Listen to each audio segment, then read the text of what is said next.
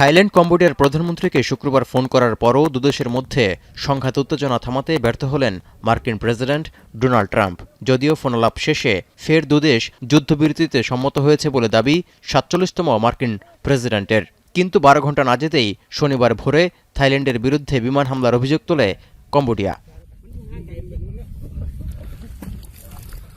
ট্রাম্পের আহ্বান উপেক্ষা করে থাই সেনারা হামলা চালাচ্ছে বলে দাবি করে বিবৃতি দিয়েছে নমপেন। হোটেল ও সেতুর উপর থাই বিমান হামলার কথাও উল্লেখ করেছে দেশটির পররাষ্ট্র মন্ত্রণালয়। এর মধ্য দিয়ে এবার ৬ দিনে গড়ালো সংঘাত উত্তেজনা, বাড়ছে হতাহত ও বাস্তুচ্যুত মানুষের সংখ্যা। আতঙ্কে সময় কাটছে সীমান্তের উভয় পাশের লাখ লাখ বাসিন্দার। এখনও নিরাপদ আশ্রয়কেন্দ্রের দিকে ছুটছে অসংখ্য মানুষ। We need to implement fully ceasefire. This is very important for us.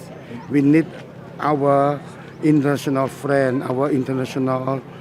নতুন করে সংঘাত শুরু করার জন্য কোন পক্ষ প্রথমে হামলা চালিয়েছে তা যাচাই করার জন্য যুক্তরাষ্ট্র এবং মালয়েশিয়ার প্রতি শনিবার আহ্বান জানিয়েছেন কম্বোডিয়ার প্রধানমন্ত্রী হুন মানেট। ২৬ অক্টোবর মালয়েশিয়ার রাজধানী কুয়ালালামপুরে স্বাক্ষরিত চুক্তি অনুসারে এবারও শান্তিপূর্ণ সমাধানের চেষ্টা অব্যাহত রাখার দাবি করছে কম্বোডিয়া। এদিকে ফোনালাপে ট্রাম্পের কাছে কম্বোডিয়ার বিরুদ্ধে ল্যান্ডমাইন পুঁতে রাখার অভিযোগ তুলে ধরেছেন থাইল্যান্ডের প্রধানমন্ত্রী আনুতিন চারণভিরাকুল। বিতর্কিত অঞ্চল থেকে সেনা প্রত্যাহার এবং ল্যান্ডমাইন তুলে না নেওয়া পর্যন্ত কম্বোডিয়ার বিরুদ্ধে সামরিক পদক্ষেপ অব্যাহত রাখার কথাও সাফ জানিয়ে দিয়েছেন আনুতিন।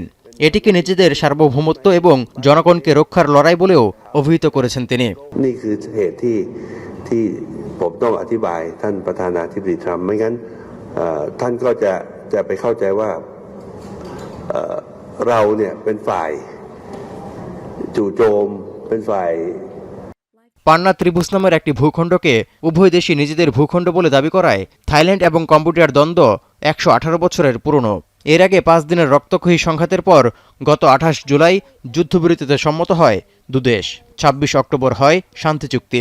বিতর্কিত সীমান্ত অঞ্চলে কম্বোডিয়া নতুন করে স্থলমাইন পুঁতে রাখার অভিযোগ তুলে ১১ নভেম্বর চুক্তি স্থগিত করে থাইল্যান্ড। ৭ ডিসেম্বর বেশ কয়েকজন থাই সেনা হতাহতের ঘটনায় ৮ ডিসেম্বর কম্বোডিয়ায় বিমান হামলায় নতুন করে মাথাচাড়া দিয়ে ওঠে উত্তেজনা।